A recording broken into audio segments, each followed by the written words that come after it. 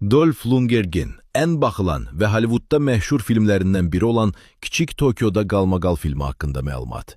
Film Los Angeles'in Tokyo adlı Yapon məhəlləsində cəryan edir. Baş qəhrəman Chris Kenner, Yaponiyada böyümüş, Yapon dilini mükəmməl bilən və Yakuza Yapon mafiyası haqqında dərin bilikli Los Angeles polis detektividir. Uşaqlıqda valideynləri Yakuza tərəfindən öldürülür. Bu da onun intiqam hissini gücləndirir.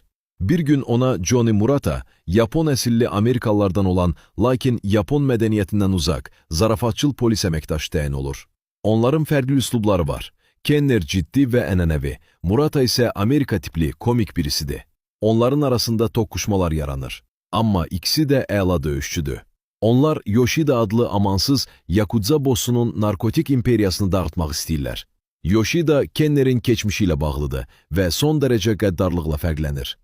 Filmdə gözəl müğənni Minako Okeya da var. O həm sevgi xətti, həm də qurban rolunu oynayır. Filmdə maraqlı faktlardan biri budur ki, bu film Brandon Lee'nin Hollywood'da en büyük ve ilk uğurlu film olmuştur.